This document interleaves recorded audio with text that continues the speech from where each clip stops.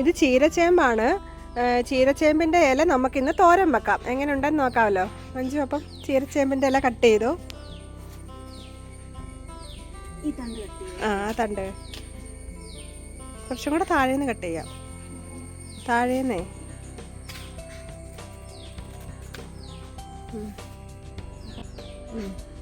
ഈ തണ്ട് വെച്ച് നമുക്കിന്ന് തോരൻ ഉണ്ടാക്കാം. നമുക്കെന്നാൽ അതെങ്ങനെയാണ് ഉണ്ടാക്കുന്നതെന്ന് നോക്കാം. എന്നാൽ പോയാലോ അടുക്കളയിലിട്ട്. ചീരച്ചേമ്പിൻ്റെ തണ്ടുമായിട്ട് ഞങ്ങൾ തോരൻ വെക്കാൻ പോവുകയാണ്. ചീരച്ചേമ്പിൻ്റെ ഇല നമുക്ക് നന്നായിട്ട് വാഷ് ചെയ്തെടുക്കാം. അതിനകത്ത് എന്തെങ്കിലുമൊക്കെ അഴുക്കുണ്ടെങ്കിൽ അത് പോകട്ടെ. അപ്പോൾ അതിൻ്റെ ഇലയും തണ്ടും എല്ലാം നമ്മൾ ഉപയോഗിക്കുന്നതാണ്. അപ്പം തണ്ട് ഇലയെല്ലാം നമുക്ക് വാഷ് ചെയ്തെടുക്കാം. നമുക്കിങ്ങനെ തണ്ട് കട്ട് ചെയ്തെടുക്കാം. തണ്ട് കട്ട് ചെയ്തതിന് ശേഷം അതിൻ്റെ തോല് നമ്മളിങ്ങനെ എടുത്ത് കളയണം. തോല് കളഞ്ഞതിന് ശേഷമാണ് നമ്മളിത് അരിഞ്ഞെടുക്കുന്നത്. ഇതിൻ്റെ ഇല നമ്മൾ എടുക്കുമ്പോൾ ഇല ഇങ്ങനെ കീറി എടുക്കണം. നമ്മൾ പിച്ചാത്തി കൊണ്ട് ഇല ഇങ്ങനെ ഒന്ന് കീറി കൊടുത്തിട്ട് നമുക്ക് കൂട്ടിപ്പിടിച്ച് അരിഞ്ഞെടുക്കാം.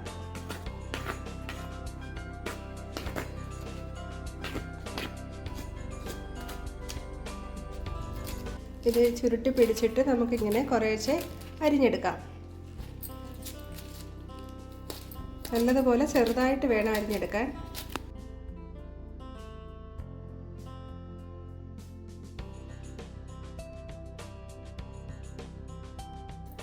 ഇനി നമുക്ക് കുറച്ച് ചുമന്നുള്ളിയാണ് ആവശ്യം. ഇത് നമുക്ക് നീളത്തിൽ അരിഞ്ഞെടുക്കാം.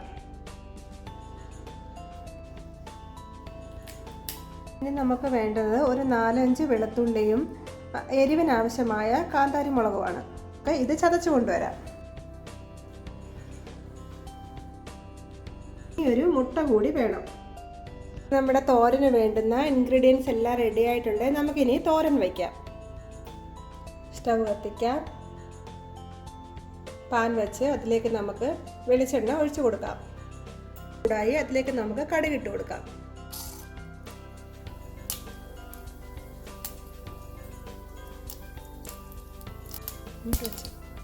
കടുക് പൊട്ടി അതിലേക്ക് നമുക്ക് മുളകിട്ട് കൊടുക്കാം.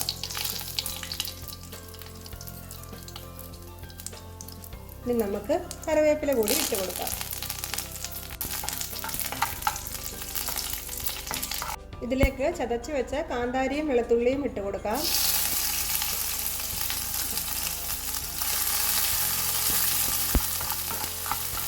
നന്നായി മൂത്ത് കഴിയുമ്പോൾ അരിഞ്ഞു വച്ചിരിക്കുന്ന ചുമന്നുള്ളിയും കൂടി ഇട്ട് കൊടുക്കാം. അപ്പം നമുക്ക് ഇളക്കി കൊടുക്കാം.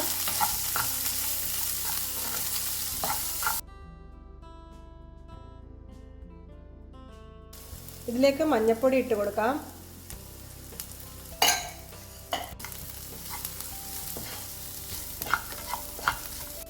മഞ്ഞൾപ്പൊടിയുടെ പച്ചമണമൊക്കെ ഒന്ന് മാറി വരുന്നത് വരെ നമുക്കൊന്ന് ഇളക്കി കൊടുക്കാം. ഇതിലേക്ക് ആവശ്യത്തിനുള്ള ഉപ്പിട്ട് കൊടുക്കാം.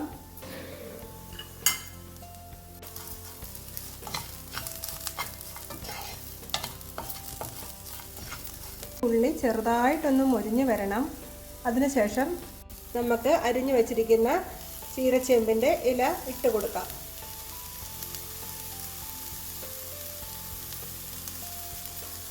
ഇതെല്ലാം കൂടി ഒന്ന് മിക്സ് ചെയ്ത് കൊടുക്കാം.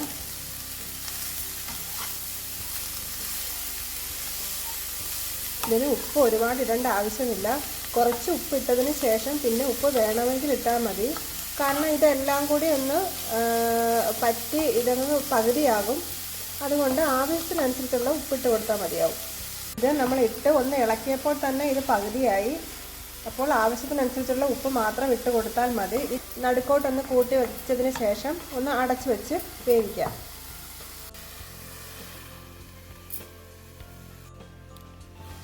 ഇത് നമുക്ക് കുറച്ച് നേരം ഒന്ന് അടച്ചു വെച്ചാൽ മതി. ജസ്റ്റ് ഒന്ന് വെന്ത് കിട്ടിയാൽ മതി. ഇതിന് ഒരുപാട് വേവൊന്നുമില്ല. നമുക്കിതൊന്ന് ഇളക്കി നോക്കാം.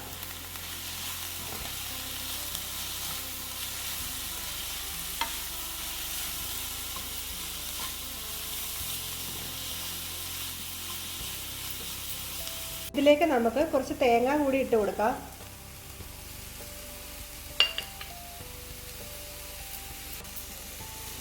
അത് നമുക്കിനി ഇളക്കി കൊടുക്കാം. ഇത് അധികം സമയമൊന്നും എടുക്കാത്തൊരു തോരനാണ്, പെട്ടെന്ന് ഉണ്ടാക്കിയെടുക്കാം. ആ ചീരയില അരിയുന്ന താമസമേ ഉള്ളൂ, ചേമ്പല ഉള്ളി അരിയുന്ന താമസമേ ഉള്ളൂ.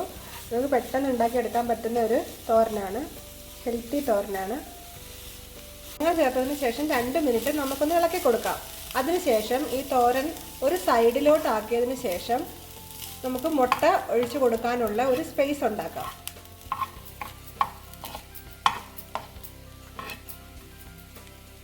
ഇതിലേക്ക് നമുക്ക് എടുത്തു വച്ചിരിക്കുന്ന മുട്ട ഒഴിച്ചു കൊടുക്കാം.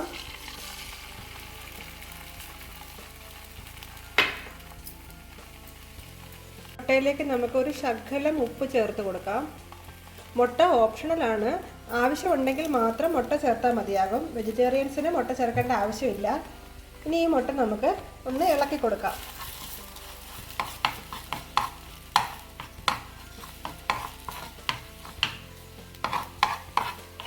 നന്നായിട്ട് ചിക്കിയെടുക്കാം.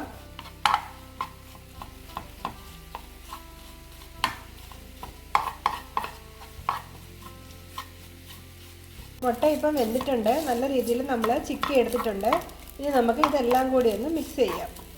തോരനും മുട്ടയും എല്ലാം കൂടി ഒന്ന് മിക്സ് ചെയ്തെടുക്കാം.